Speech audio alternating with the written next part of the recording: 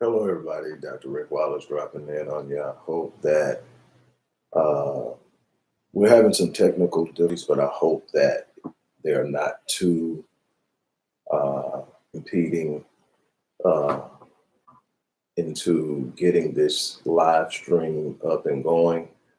Uh, if you're watching it live on YouTube, if you're watching it as a replay on the From the Desk of Rick Wallace podcast, I want to first of all welcome you as we're in a rebuilding process.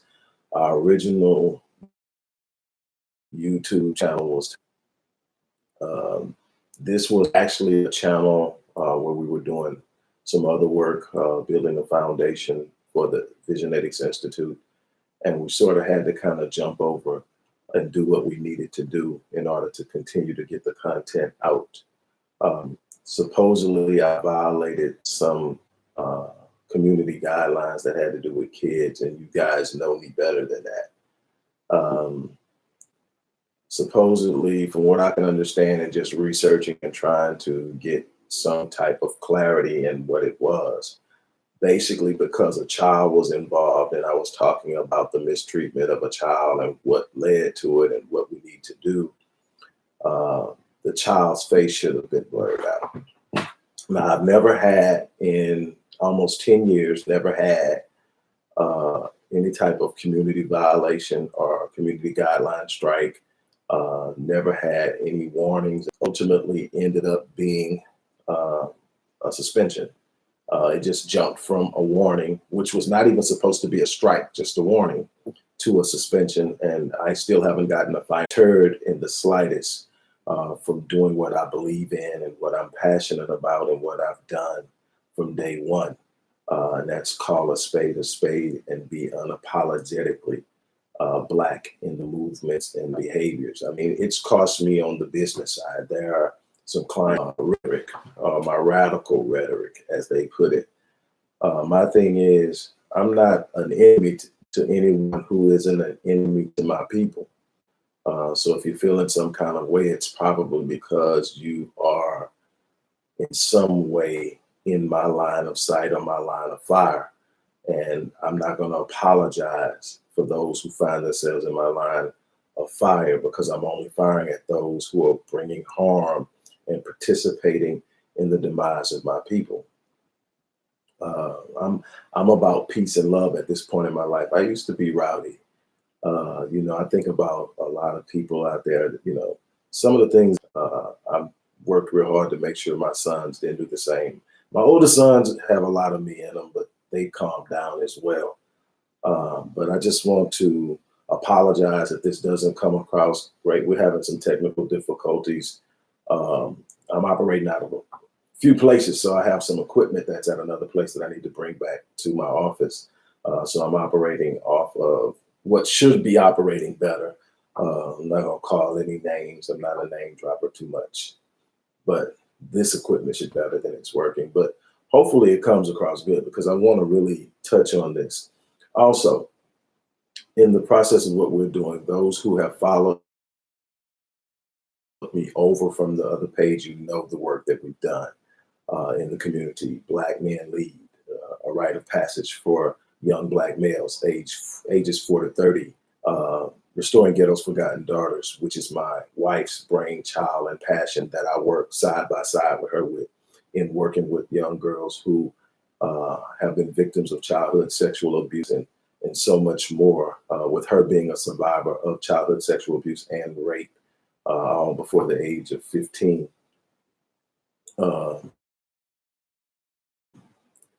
Doing with Music is Life, the work we're doing with financial literacy. We need your support. And with every video, there's going to be a paragraph at the top of the description box that shows you how you can support the work we do. You can go to the site where you'll be able to view some of the work we're doing, as well as tap into some of the resources that are there that are free, that give you access to a lot of what's going on. Or you can just simply give, where a lot of people doing, which totally baffles me. I guess I'm old school in that way, but through Cash App. The Cash App account handle is also in that description box, first paragraph. with that being said, look, I'm going to move on and talk about this. I came to you a couple of days ago to talk about, to reluctantly talk about what was going on with those who have uh, assigned themselves the title of being the head of the leaders of the ADOS, specifically Antonio Moore and Yvette Carnell. And those who have followed me all the way from my page for years know that one of the things that I have a major problem with doing is going in on other Blacks. There have been those that I have disagreed with, and those disagreements have been handled or discussed on a principal matter, not on a personal matter. I am very reluctant to go after someone personally until I really believe that they are counterproductive, counterintuitive, and serving self only and not truly out for our people. I've gone in on Stephen A. Smith, Charles Barkley, um, um, Steve Harvey, um, Jason Whitlock, Jason Whitlock, and a couple of others that I just see that are totally out of line.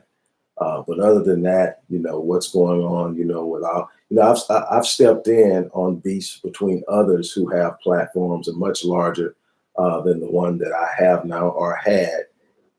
And my thing was, we've got to do better. We've got to get along. We've got to understand that we can be disagreeable without being violently and hostile in a hostile way, being violently disagreeable.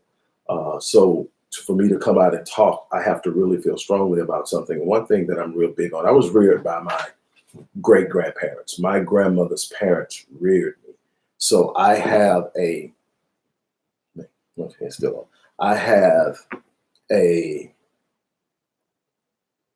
old-fashioned sense of respect. It doesn't mean giving unrestricted passes to my elders. It's meaning that I handle them differently than I handle someone that I consider a peer or a contemporary, or someone I consider to be lower in the hierarchy based off of age and experience. That's just something that I grew up understanding. I still say yes, sir, and no, sir to people older than me.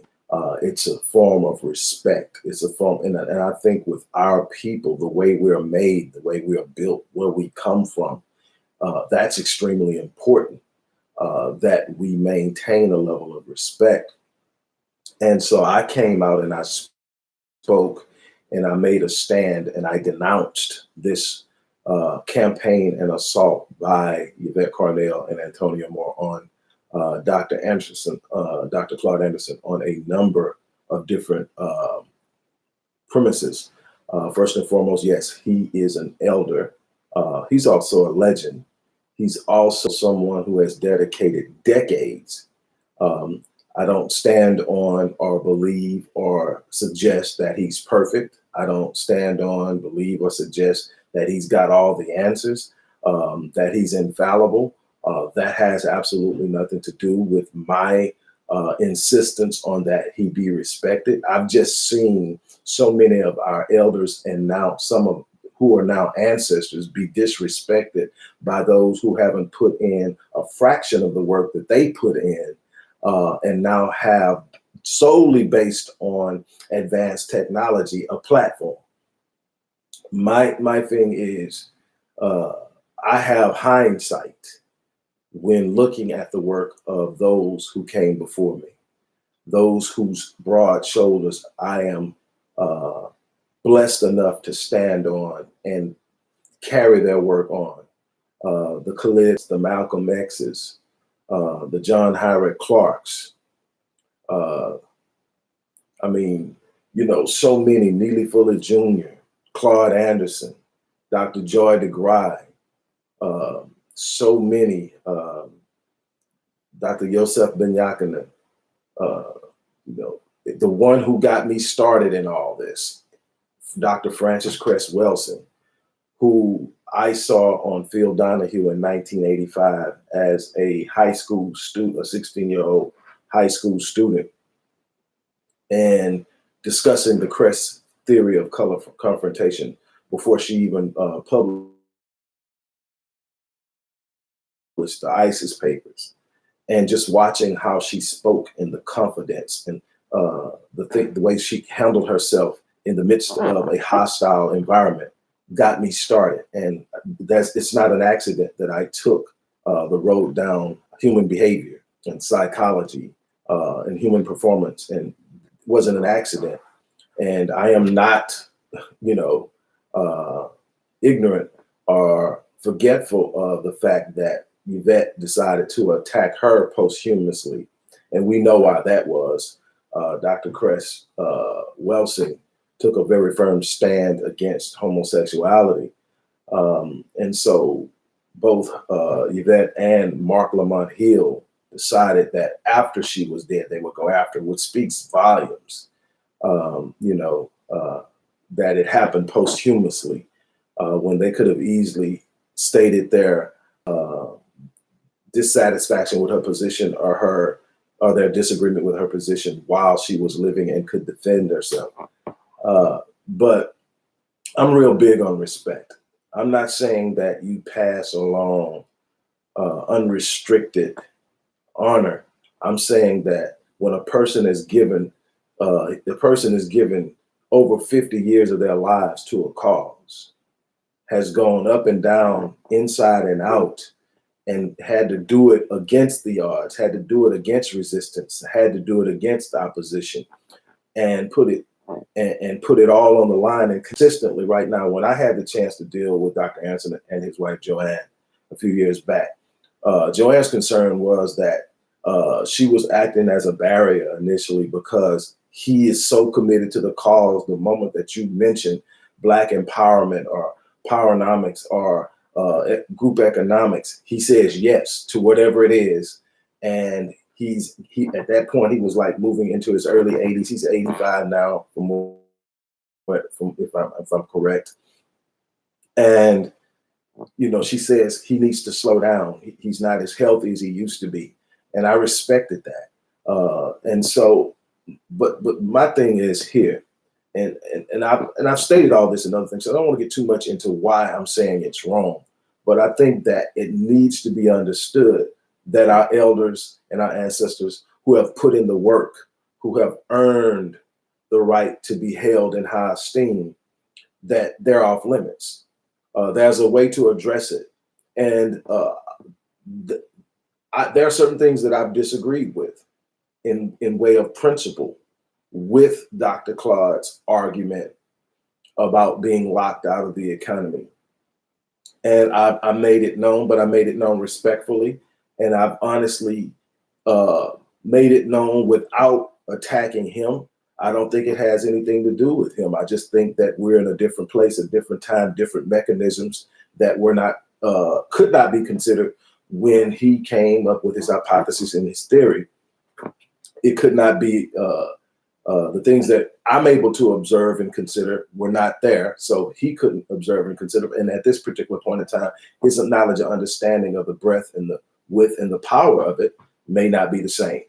And so it's just a difference in opinion based off of different experiences. And that's what we've got to learn, that all of us are going to have that. Even contemporaries are going to have differences in opinion. And we cannot keep living in a world of divisiveness because of a difference in opinion. We need to say, okay, are we all about the advancement of Black people? Are we all about demanding reparations for what we've suffered? And if we're talking about reparations, are we talking about reparations solely based on slavery? Or are we talking about reparations based on the fact that things didn't get better after we were released? Are we talking about reparations because of all of the mechanisms and machinations that were put into place that ensured that we will remain at the bottom of the socioeconomic ladder? Are we talking about reparations not just based on slavery, but based on lynching, based on mass incarceration, based on gentrification, based on redlining, based on urban renewal and benign neglect? Are we actually sitting up and we're going to measure every way that they robbed us, and we're going to demand based on that? How are we going to set our agenda out? And then we move forward. Not everybody's going to have the same idea. Not everybody's going to have the same philosophical premise on which they stand. But if we're moving, we have the ability to move forward. Nobody's going to be. It's no time we're all going to be on the same page, but we've all got to stand together, and that's possible. But we need to learn how to do that. I have a problem with anybody that's creating divisiveness. I have a problem with anybody that's purposely creating differences between one group.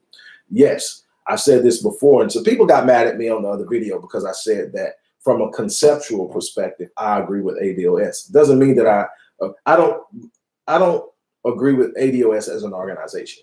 I agree with ADOS as a conceptual philosophy and idea, meaning that there is a unique experience of people who are descendants of slaves that relate directly to how we must approach dealing with the enemy.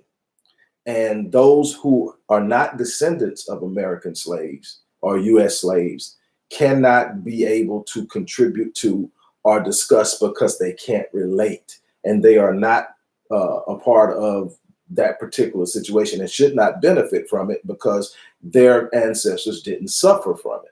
So I'm in agreement with that, but I also still have a Pan-African perspective.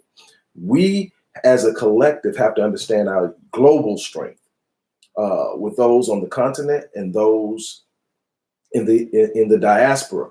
We have to be able to understand with great clarity how that works. There's a reason that Marcus Garvey was able to accomplish so much. There's a reason why Malcolm felt the way he felt. There's a reason. There's so much of evidence out there of what's possible. And yes, there are differences. And yes, we've been conditioned to work against each other. We've been conditioned to hate each other. We've been conditioned to try to put ourselves above the next person. That competition that they created between us by way of establishing it's only room for one of you, and that mindset has kept us down. We haven't been able to unite. That's where a lot of this stuff we're talking about right now is coming from. The idea that it's only room for me. And so I've got to take out anybody that may be in that space so that I can have that space. That cannot be the case. That cannot be what we're doing. We have to understand that there's room for everybody. We must operate as a unit. That's where our power lies. If we're going to build economically, our power lies in the unification of an economic concept. Doesn't mean everybody's practicing it the same way. It means everybody is being financially aware and economically aware of how they're moving their money around and their assets around, and they're doing it with an understanding that it's about the overall collective interest of Black people and not self. That's what we have to sit up and look at. But there's so much to be said about respect, and I just see some people who are solely going after Dr. Anderson because these two are. And that's following blind. I can be a supporter of someone, but when I can see something is being done, and we have lost a great deal of what we are inherently, and that is a hierarchy within a unit and village, meaning that the elders hold a specific place. And we're not just talking about an elder here, we're talking about a legend, somebody that's been out there putting in work before most of the people who were going after him were even born. And the idea that you do that, and just because he's old don't mean I don't care how, I don't care if he's this, I don't care. First of all, that's why we're where we are now. Is we picked up some very poor cultural habits from our oppressors and how cutthroat we are with our own, and it's costing us. There should be a level of respect. I mean, even when people who know my story, I can say this because people who know my story know. There's a reason why I was reared by my great-grandparents. And my mother and I have never had a true mother-son relationship. But she's always been yes, ma'am. She's always been that. Matter of fact, very few people would ever be around us and know that we really weren't that connected or close because I respected her. I held her in high regard. She was in a position of that high regard. Whether she actually carried out the role was irrelevant. Doesn't mean that I'm up her and expecting her to be something she's not. It simply means that as my mother and an elder, she deserved a certain level of respect. And I refuse to step outside of my character and go after her based off of something that she's got to deal with and face. And that's what I'm talking about. When you start attacking someone and tearing them down and digging into their personal business to try to make your case against them, that's about you way more than it's about them.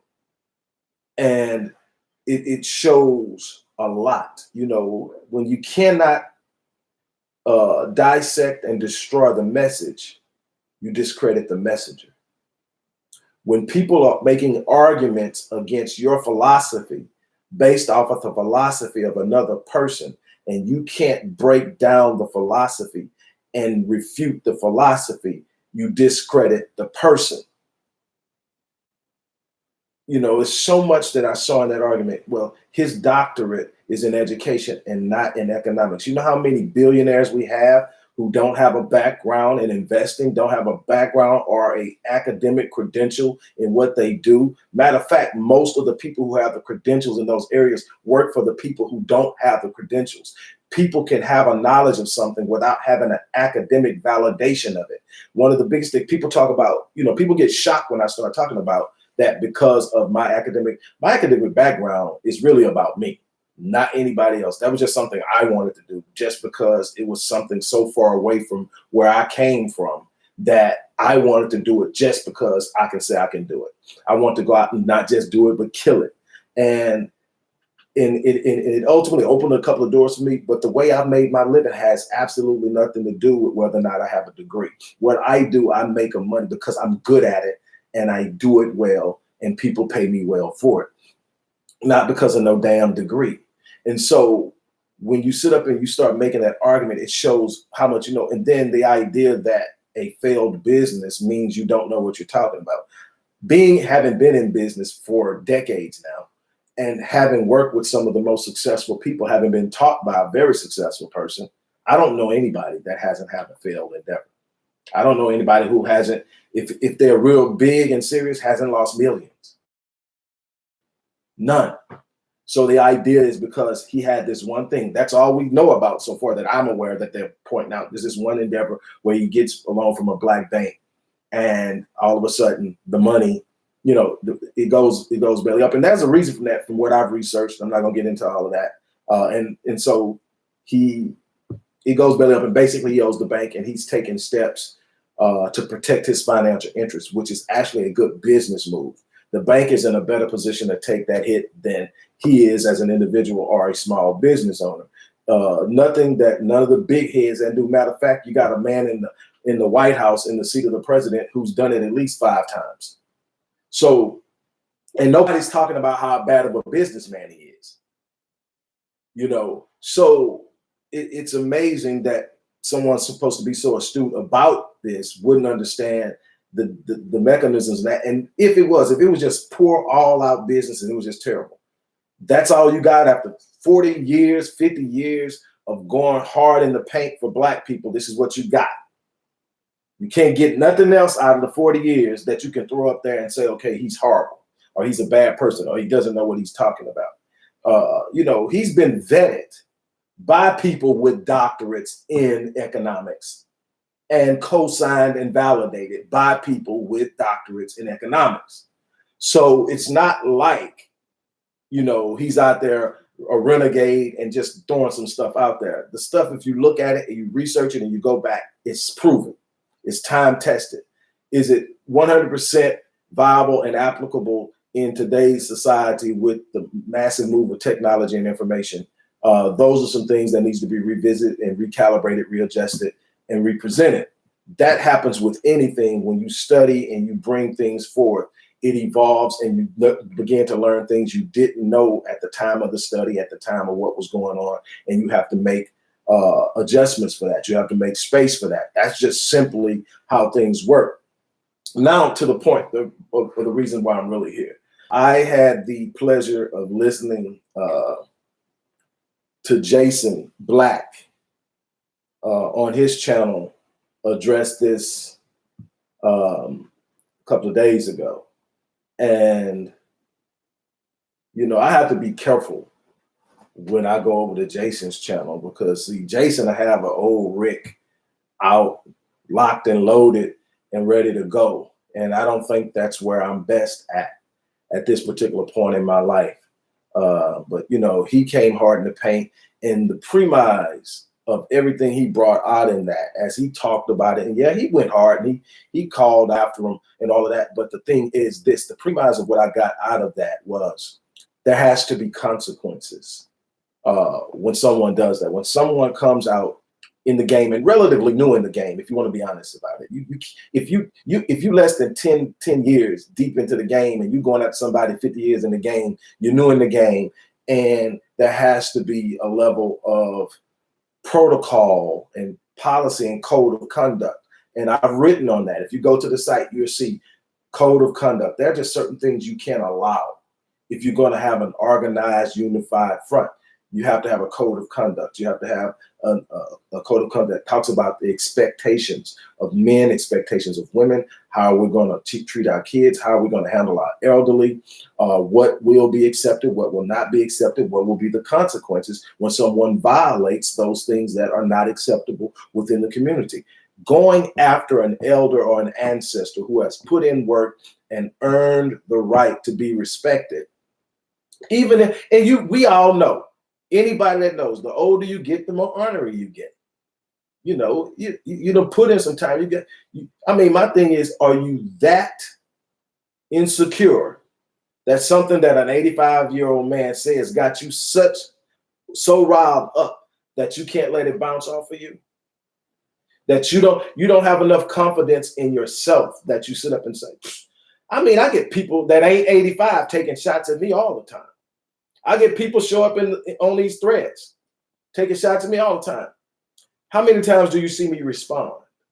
There's been a few. Why? I know who I am.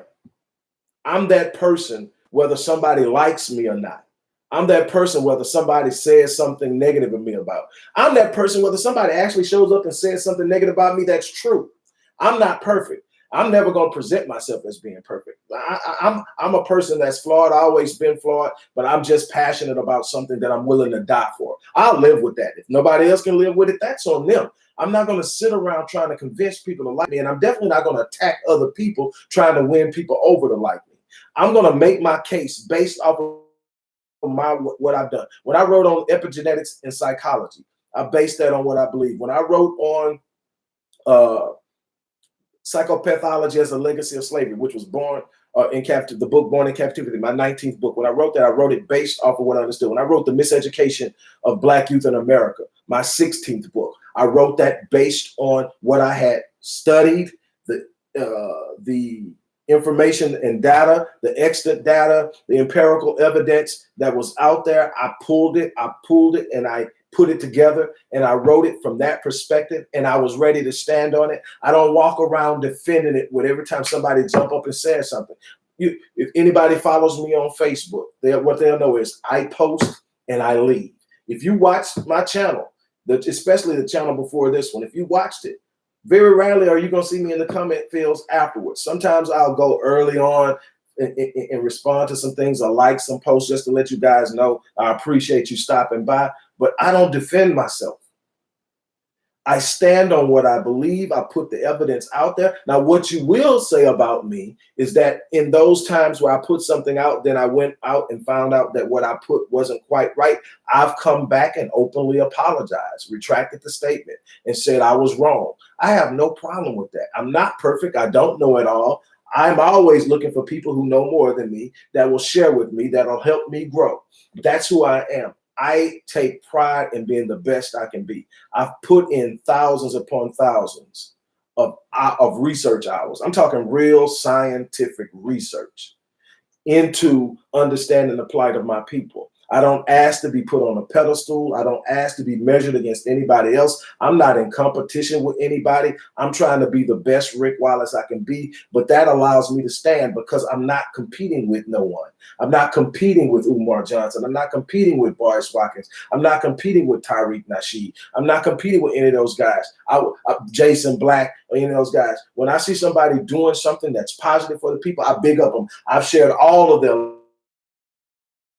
links at some point and say, hey man, you really need to check this out. He really killed this, or she really killed this. I'm not out there for that. And because of that, I can sit up and I can make a statement and I can be respected because I'm standing on my merit of the work I've done.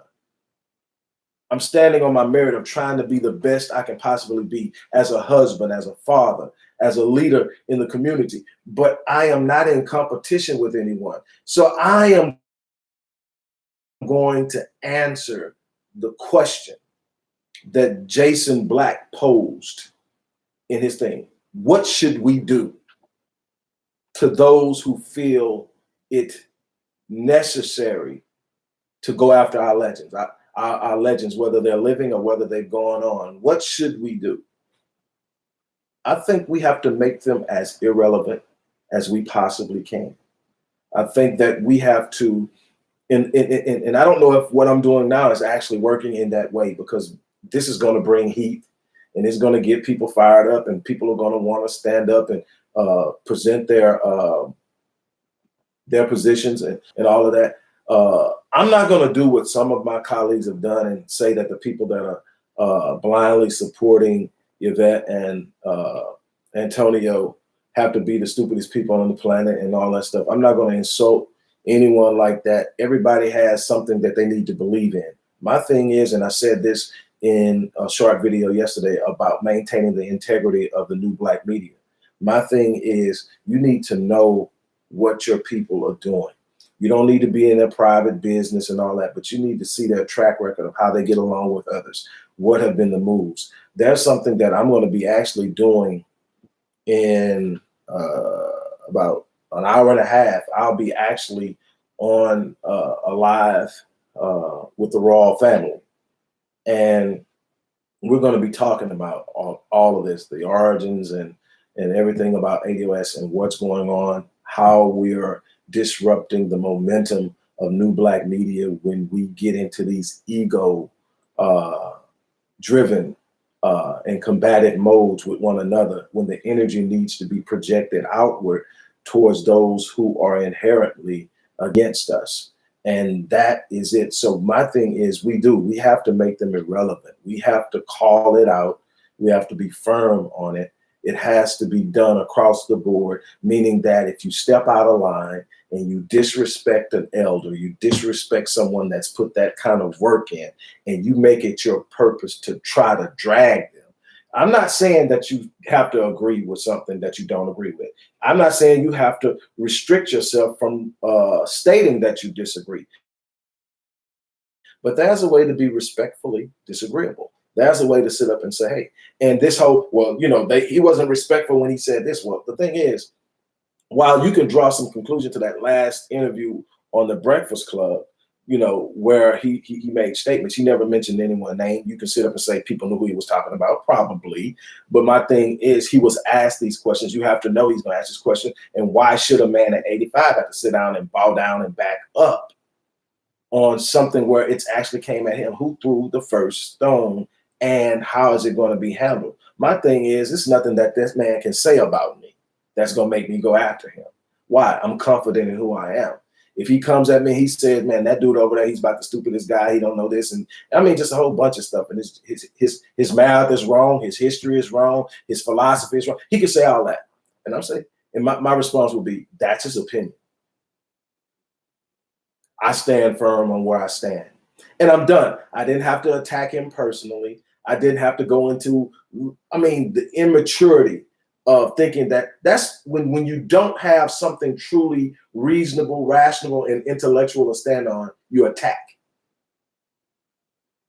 I do everything from a rational, reasonable, and intellectual level. So when someone attacks it, I said, it's either going to stand or to fall. And if it falls, that's what science is. Science is building something based off of what you think you know, or what you've been able to gather, and what you can present by way of concept, hypothesis, theory, and maybe even one day theorem. And then you present it, and then you let people review it who have the same skill set that you have, called peer review. They break it down, they look at it, they do their research, they try to refute what you brought. And if your hypothesis, theory, can stand up to the refute, then it's been peer reviewed and it stands and it holds until somebody can find a hole in it. And that's what you want. You actually want to build something and challenge somebody to find a hole in it. So when the hole is found, you've advanced the science, and that should be the thing.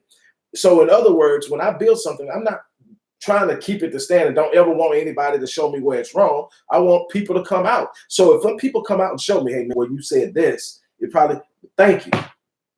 You saw something I didn't see. That's how you work together. That's how you develop. That's how you build. I don't go out attacking people. I don't make personal attacks. I'm looking at behavior, and I'm not happy with the behavior I see from people who are declaring themselves to be leaders on a concept that was actually developed 40 years ago. It's not new. This whole descendant of slave thing is not a new thing. It's actually pretty old. There are other things that we're going to talk about that I'm not going to talk about now because I don't want to take the wind out of the sail of what the royal family is trying to do. But I am definitely looking forward to talking about that. There are some things that are going to be brought to light that I think is going to make this even more significant. You got to be careful when you start throwing stones. And the thing is, like I said, I'm who I am. Good, bad, ugly, whatever. I try to do the best I can to be the best man I can. I haven't always made the best decisions. I've tried. I think over the course of my life, I've done great. But there have been some humdingers. But it made me better. It made me learn. I think I'm a better father, a better husband for my mistakes. I'm a better leader now because there are some things I went through that took the fear completely out of me.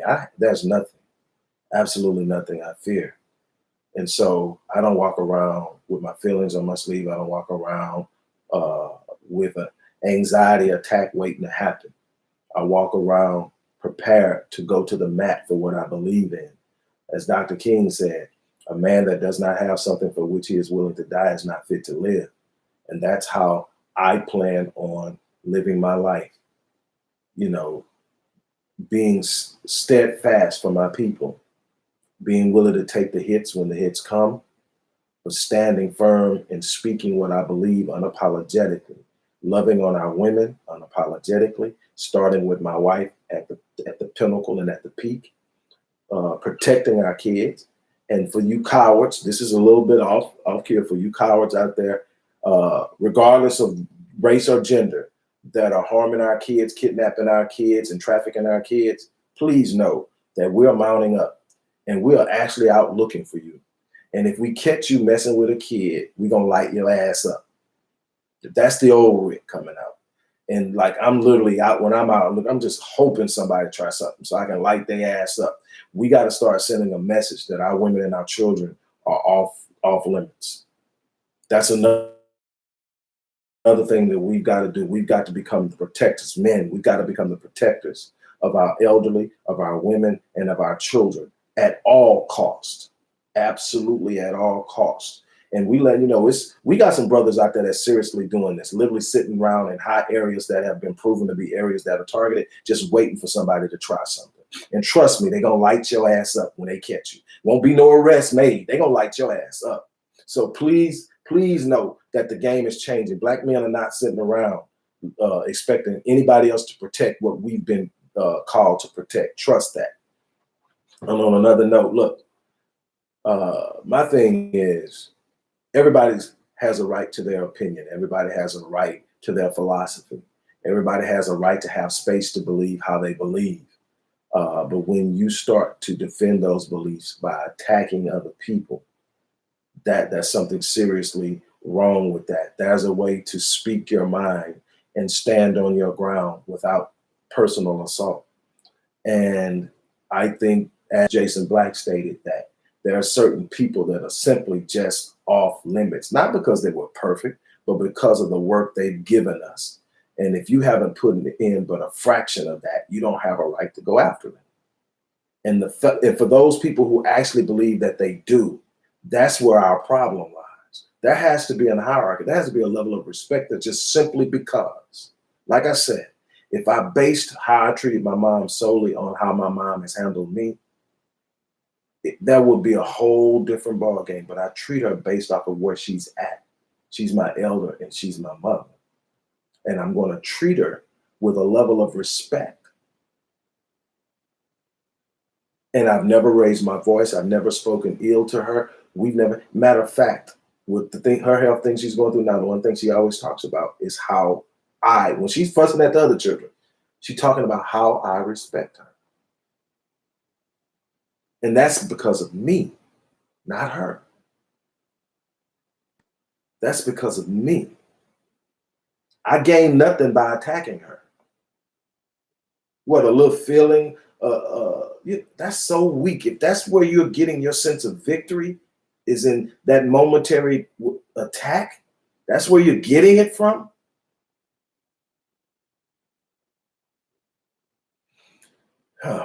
Anyway, I'm about to get off here. Like I said, don't forget, please support the work we're doing. The way that you can support the organization will be in the description box. Whether you're watching this on YouTube, on Facebook, Vimeo, a couple of other places, whether you're listening to it on the podcast, there's going to be a way that you can give.